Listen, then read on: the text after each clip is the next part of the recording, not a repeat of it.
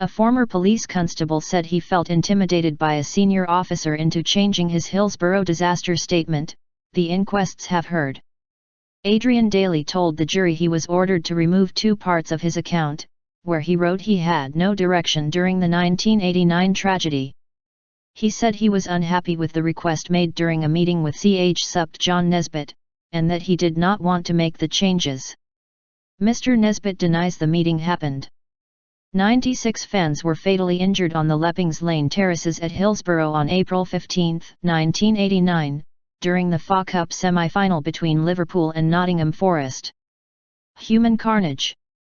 The court heard how Mr. Daley, who was 25 at the time, had entered Pen 3 on the terrace through a tunnel and began helping casualties caught up in the crush.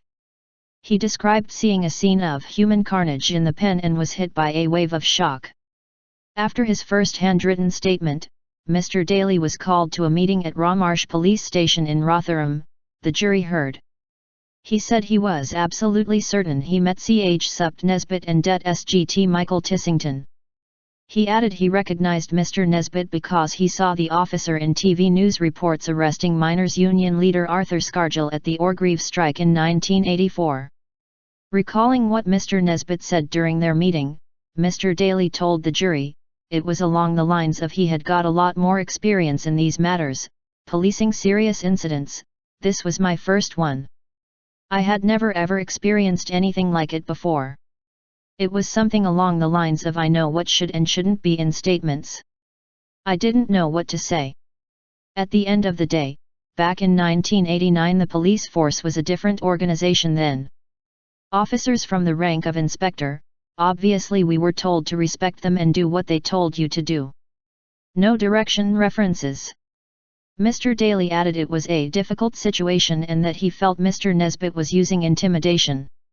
He recalled being shown a copy of his statement with some areas underlined that were to be taken out. The jury heard Mr. Daley was told to remove parts from 2 sentences. In one he had written, I then returned to assist with whatever was required and I had no personal radio and was not in contact with any supervisory officer and therefore received no direction.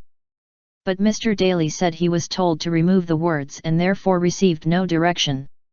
In another section, Mr. Daley was also asked to remove the phrase again, no direction came as to what should be done. Discrepancies. He was asked to write the statement again on new sheets of paper in a meeting of no longer than 5 or 10 minutes, the jury heard. Mr. Daley said he was unhappy and uncomfortable with what he was being asked to do. He added that changing the statement would mean there would be a discrepancy between his police pocket notebook and his statement. I didn't understand why. I didn't ask why. I just felt I had no choice, he said. I was an officer with 3 years' experience and there's a senior officer telling me that part of my statement needs to come out. I didn't feel comfortable with it at all. Superintendent denial. The jury heard that it was an intimidating situation, where you've got somebody of that rank wanting me to do something that I didn't want to do, that I felt uncomfortable with. Mr. Daley agreed with a barrister representing bereaved families that what he was being asked to remove was relevant and informative. Jonathan Hoff QC, asking questions on behalf of the coroner, said, John Nesbit denies having been involved in a meeting of this kind and in fact denies having been at Rawmarsh Station at all in the period of time we are concerned with. Both he and Mr. Tissington deny being involved in that sort of exercise.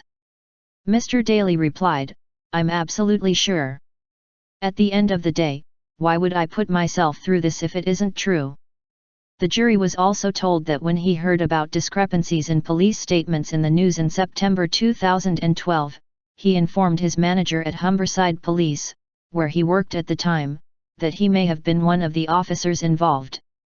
The inquests in Warrington, Cheshire, continue.